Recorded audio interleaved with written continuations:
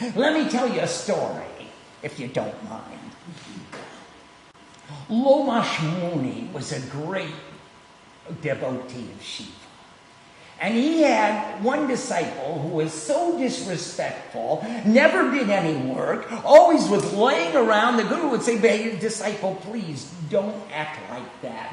And the disciple said, "Who cares for you, guru?" And Lomash Muni said again and again and again, "Disciple, please understand that the best way for you to progress in life is through devotion to the guru. And do what you say, and say what you're going to do, and be efficient, and move ahead with pure love and pure devotion. This will bring you the highest attainment." And the disciple didn't listen. No matter how many times the guru said, "Disciple, please," the disciple didn't respond. And one day the disciple got very, very insulting to the guru. He even told lies to the guru. And the guru said, "Disciple, please don't behave like that. Tell the truth. I'm your guru. I only want for you the best that I can possibly offer." And the disciple didn't respond, and Shiva got mad. And Shiva came there and he took some water and he said, "I curse you, worthless disciple! You will take 1,000 births in the lowest forms possible. You who disrespect your guru, you who don't tell truth to your guru, you who don't act in truth as a member of the ashram family, I curse you." And Lomash Muni said, "Shiva, I know my disciple is unworthy, and I know my disciple has committed error, but that's my disciple. Now I'm going to sing a hymn to you." And he sang the great hymn from the Ramayana, "Namam Misham Ishana Nirbana Rupam Vibhum Vyapakam Veda Gyanaswarupam." And Shiva said, "I'm very, very pleased with you, Lomash Muni. I'm going to give you a boon. What boon do you choose?" And Lomash Muni said, "Please, forgive my disciple."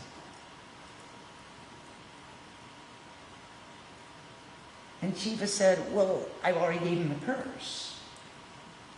But because of your devotion, I'm going to give him a blessing along with the curse with every birth that he takes, that worthless disciple. In the lowest forms, whatever birth he takes or she takes, he will always remember the name of Ram." Well, that disciple immediately took birth as a crow. And that crow lived off cadavers that he found in the forest.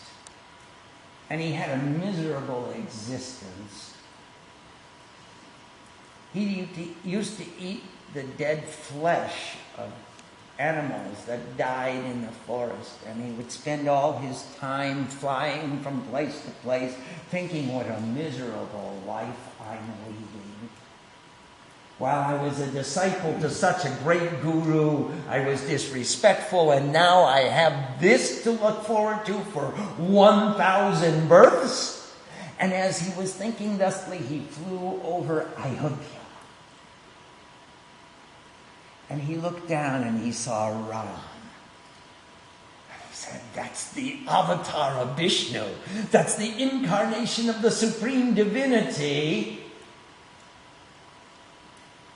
And he flew down and started to watch the entire history of Ram. And he memorized the Ramayana.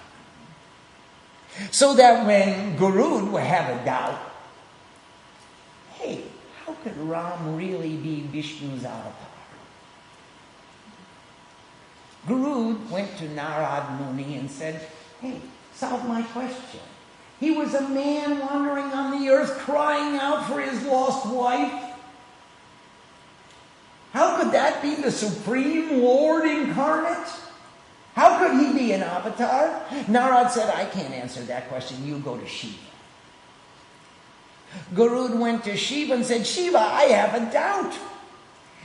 He who was supposed to be the Lord of the universe, the supreme consciousness made manifest, was bound by snakes and tied up and had to call me to save him? How could he be the Supreme Lord if he needed me to help him out? I'm just a lowly being on this earth. And Shiva said, I can't help you. You better go see Kakbushundi. Kakbushundi? Yes, he's a crow. And he lives on the bank of Manasarvar, the great river at the bottom of Kailash. Guru went to see Kakbushundi. And the king of the eagles bowed down to the lowest form of birds and said, You're my guru. Please teach me. How is it that Vishnu could come in the form of Ram? And Kakbushundi recited the entire Ramayana and removed all of Garuda's doubts. And so that's how we got the preservation of the Ramayana. And so we owe that old crow a great debt of gratitude.